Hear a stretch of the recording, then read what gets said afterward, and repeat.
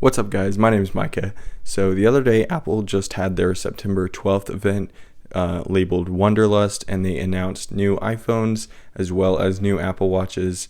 So they introduced the Apple Watch Series 9, the Apple Watch Ultra 2, and then they also introduced iPhone 15, iPhone 15 Plus, iPhone 15 Pro, and iPhone 15 Pro Max. So pretty big updates across the board overall, but nothing massive on any specific product. But today we're going to be specifically looking at the iPhone 15 Pros.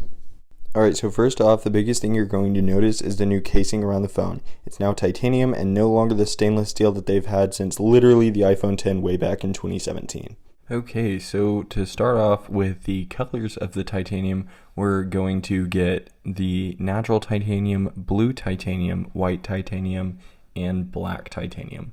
So the blue titanium, it kind of looks like the Pacific blue that came in the iPhone 12 Pro series, but it's a little bit lighter actually. So the titanium is made with the aerospace titanium that they used for the spacecraft and Mars missions. And it's going to be their lightest Pro models ever just because it's significantly lighter than the stainless steel. So it's going to be about half an ounce or 20 grams lighter than the previous 14 Pros. Another major feature, arguably the biggest for this phone, is that it will now have a USBC 3.0 port, so no longer the Lightning port. Unfortunately, it's not going to be Thunderbolt, although their website it does show it connected to a MacBook with a Thunderbolt cable. Nevertheless, though, it will have faster transfer speeds than Lightning. Oddly, there is no new fast charging, which you would most likely expect with the move to USB-C.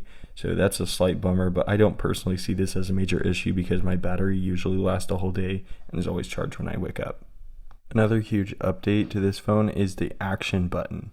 It is taking the place of the silent switch located just above the volume controls. It will be set to the ringer as default, but it can be customized.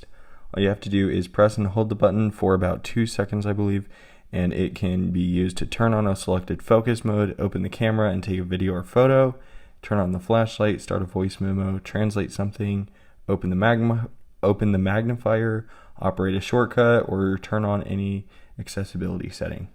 So there's quite an array of features that this can be used for, especially with the shortcut option. The new A17 Pro chip is a sizable upgrade from the A16 found in the 14 Pros, as well as the base model iPhone 15s. It offers up to 10% faster CPU speeds and up to 20% faster GPU speeds. It has a 16-core neural engine that they claim to be twice as fast. I find it interesting that they are naming this chip Pro, since this will be the first iPhone chip with that title that Apple has ever released. I'm curious if it will be given to the Pro models and the base models with a basic A17 for next year's base iPhone 16s, whereas maybe those Pros will get A18 Pros, or are they just renaming the lineup of iPhone chips from here on out to be Pro just to make it sound more premium? Your guess would be as good as mine, but I still find something like that kind of odd. The last update I'm really going to talk about will be the new camera. So Apple improved the main camera to all the Pro models. They can now shoot with the equivalent of a 24mm, 28mm, and 35mm lens for the one-time zoom lens. It is approximately 1.0, 1.2, and 1.5 times zoom for all of those of you curious.